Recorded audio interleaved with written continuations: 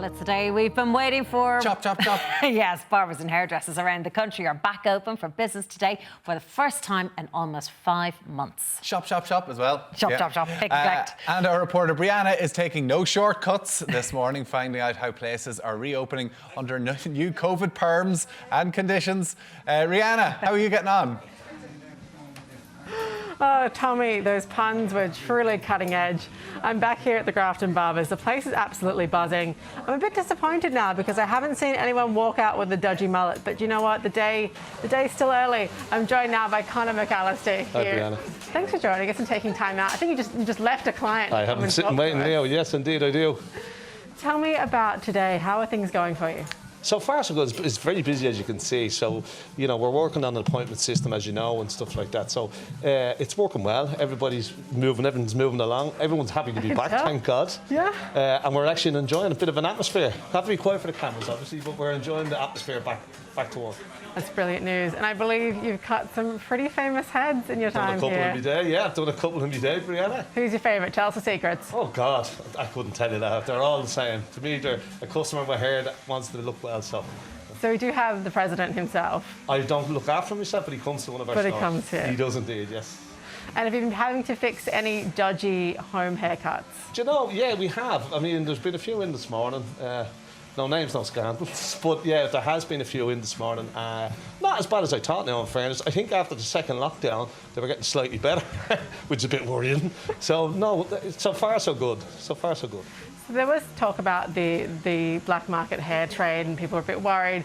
But I can see business is booming. It seems like people do want to come back and get it done professionally. Yeah, well, I think we're very lucky. We've got great people that work with us here, and, you know, the lads and ladies here that work with us.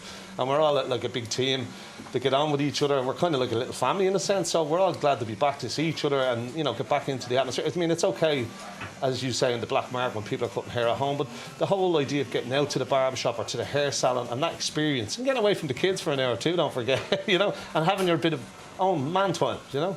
So we're all glad to be back. And this is an 100% Irish-owned family business. It is, yes. You had to close for months on end. What was that like, having to shutter your shops? Well, it was like same for anybody in this business or anyone going through the pandemic in a business. I mean, it was difficult, I suppose. We have online, which was very helpful to us. So we've online e-commerce shops and distribution of our products. So that really helped us, being honest, Brianna. But it doesn't look, you know, things were tough, I'll be honest with you. You know, we were just waiting to get the doors open, get revenue back in again, you know, and keep our landlords and other landlords happy, you know.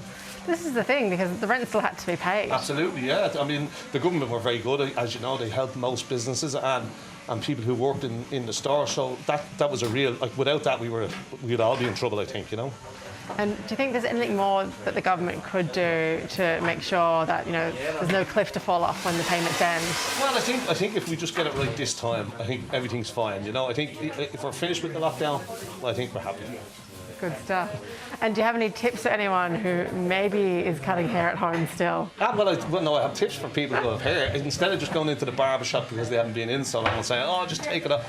Like, let the barber advise you and say to you, have a bit of fun with your hair, do something different. You've got the length that you will never have again, probably. So let him work his magic. And have you noticed today, were you a bit rusty on the tools? No, do you know, we were all actually talking earlier on. We all felt a bit nervous, weirdly. Yeah. And I don't know what, I mean, obviously we know what we're doing.